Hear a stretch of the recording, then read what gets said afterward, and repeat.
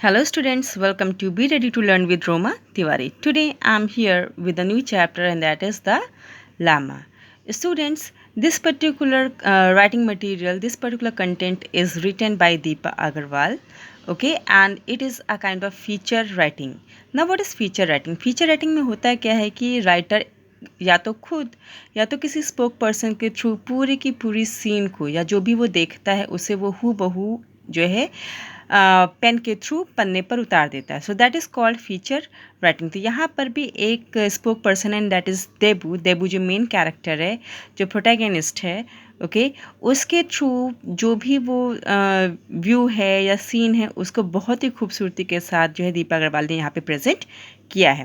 And when you will read this chapter you will feel like that you are going through that particular experience. You are actually experiencing the vision, you are experiencing the scene and the visit to that particular place, and that is the most attractive and beautiful thing. Okay, now let's start. The monastery was a cluster of buildings surrounded by a wall clinging to the slope of the hill. यहाँ पर क्या मतलब है? Monastery का मतलब होता है मठ, क्लस्टर मतलब होता है समूह. ठीक है, तो बता रहे हैं they. Okay, let me read. Built of sun-dried bricks, the end of its wooden roof turned upwards. Two fierce-looking statues of lions guarded the gates.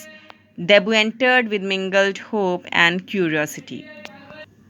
Okay, तो यहाँ पर नाम आया है देबू का. So Debu is the main character over here and Debu is a small child and Debu is a protagonist. Okay, protagonist एक literary term है. Protagonist का मतलब होता है जो भी मेन कैरेक्टर होता है पर्टिकुलर राइटिंग कंटेंट का. ओके, वो स्टोरी हो सकती है, नॉवल हो सकती है, ड्रामा हो सकती है या कुछ भी हो सकता है. तो यहाँ पर मेन प्रोटैगनिस्ट, मेन कैरेक्टर कौन है जो लीड कर रहा है स्टोरी को? That is debut. तो यहाँ पर डेबू जो है बता रहा है कि वो एक मोनेस्ट्री में एंटर किया. ओके, वो मोनेस्ट्री कैसी थी? वो मोनेस्ट्री का मतलब होता है मठ. ठीक है, तो वो मठ क्या था? क्लस्टर मतलब समूह. वो मठ जो है क्या था? एक बिल्डिंग्स, डिफरेंट बिल्डिंग्स का वो समूह था. ठीक है, और वो जो पूरा का पूरा जो समूह था बिल्डिंग्स का, उसके चारों ओर एक दीवार घिरी हुई थी, clinging to the slope of the hill. और वो पूरा का पूरा जो व्यू था, जो पूरा का पूरा सॉर्ट ऑफ कॉलोनी टाइप का था या क्लस्टर ऑफ बिल्डिंग था, वो कहाँ पर बसा था? एक स्लोप, जो एक पहाड़ी का जो स्लोप है. स्लोप मतलब क्या होता है? ढलान. एक पहाड़ी की ढलान पर वो चीज़ बसी हुई थी. Built of sun dried bricks. Okay, एक पर्टिकुलर ब्रिक से वो चीज़ बनी हुई थी. The ends of its wooden roof turned upwards. और उन बिल्डिंग्स की जो छत थी वो ऊपर की ओर टर्न थी. और वो कैसी थी? वो वुडन रूफ्स थी, वो लकड़ी की छत थी. Two fierce looking statues of lions guarded a gets.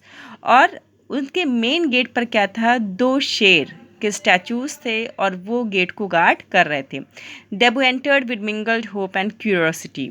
Debut कैसे एंटर करता है? मिंगल्ड. मिंगल्ड मतलब मिक्स. ठीक है, तो उस जब वो डेबू एंटर कर रहा था उस मोनेस्ट्री में, तो उसके दिमाग में होप, आशा भी थी और क्यूरियोसिटी भी थी. ओके, बाद में पता चलेगा किस बात की आशा, किस बात की क्यूरियोसिटी. क्यूरियोसिटी का मतलब होता है उत्सुकता. ठीक है, now we always pay our respect to the lamas. Kalyan Singh whispered. Now here is a second character came named Kalyan Singh. Whisper मतलब होता है फुसफुसा के कहना. ठीक है, तो देबू के कान में या उसके पास जाके वो विस्पर करते हैं, बहुत धीरे से बोलते हैं कि हम लोग लामास की बहुत रिस्पेक्ट करते हैं. They are extremely powerful. We take care not to displease them. Kalyan Singh बताते हैं कि हम लोग जो है लामास की बहुत रिस्पेक्ट करते हैं और वो बहुत ही पावरफुल हैं.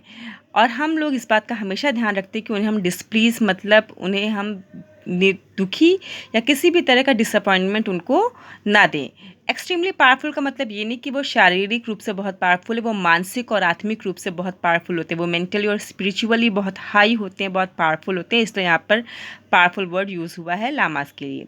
But debut was busy taking new sites. लेकिन डेबू क्या था? वो नए नए नज़ारे देखने में व्यस्त था. The monastery was unlike any place of worship he had ever seen before.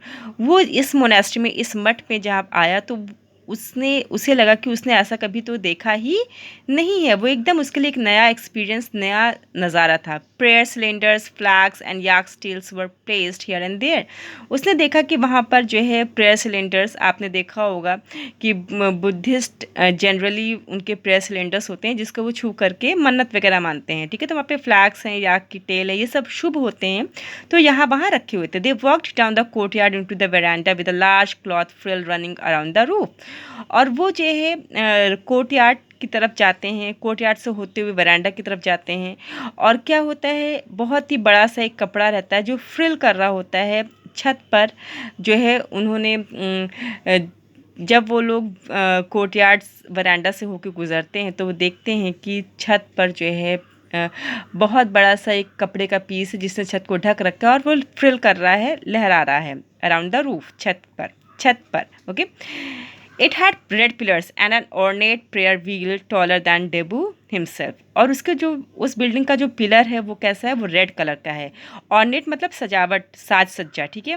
और यहाँ वहाँ प्रेयर व्हील रखी गई हैं सजाने के लिए, शुभता मानी जाती है, ठीक है। प्रेयर व्हील उनके लिए शुभ माना जाता है, इसलिए वो लोग रखते हैं।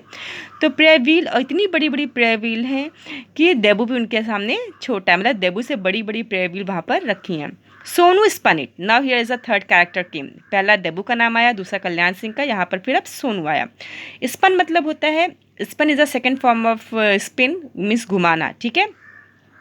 Then folded his hand, raised them to his head and prostrated himself on the ground. Sonu spun it. अब सोनू यहाँ पर जो है कौन है, ये जो है आगे आगे चल रहा है और ये जैसा कर रहा है वो लोग ऐसा ही फॉलो करेंगे, देबू एंड टीम। ओके, तो सोनू ने क्या किया, उसने उस प्रेयर व्हील को घुमाया और अपने दोनों हाथ जोड़ लिए और उसे अपने मस्तक पर लगाया, जैसे आप हाथ जोड़ करके मत्थे पर लगाते हैं। Okay, like that only. And prostrated himself on the ground. Prostrated का मतलब होता है जब आप साष्टांग दंडवत प्रणाम करते हैं, तो ऐसा ही सोनू ने किया। सोनू ने उस प्रेयर व्हील को घुमाया, हाथ जोड़ा, हाथ को मत्थे पर लगाया और फिर साष्टांग दंडवत हो गया ज़मीन पर। They followed suit. और देबू और उसकी टीम ने सेम चीज़ की जैसा कि सोनू ने किया। And then entered through a multi colour door with bright strips of cloth hung over it. और उन लोगों ने फिर जो है एक बहुत ही मल्टी कलर डोर था, वो डोर बहुत ही सजा हुआ था, डिफरेंट कलर्स लगे हुए थे। और उस पर किस चीज़ से सजावट हुई थी, ब्राइट स्ट्रिप्स, रेशम, मतलब कि डिफरेंट कलर्स के क्लोथ से वो चीज़, उस पर स्ट्रिप्स, पट्टियाँ लटक रही थी और उसी से वो सजा हुआ था। The scent of burning incense and butter lamps was the same as in temples back home. लेकिन जो वहाँ पर जो हवन हो रही थी, इंसेंस मतलब होता है हवन, ठीक है, और जो बटर लैम्प्स, जो घी का दिया जल रहा था, वो किसी भी, मीन्स वहाँ पर जो हवन की महक थी और जो घी का दिया जल रहा था, वो किसी भी मेरे घर के मंदिर के जैसा ही था। He could hear a regular droning sound coming from inside along with the sound of gongs. वो जो है लगातार जो है आवाज़ सुन रहा था घंटियों की, और जो भी वहाँ पर घंटे बज रहे थे या जो भी भाव भजन हो रहा था, जो चैंटिंग हो रही थी, उन सब की वो आवाज़ सुन रहा था। और साथ में घंटे की ध्वनि भी, घंटे और शंख की ध्वनि भी वो सुन रहा था।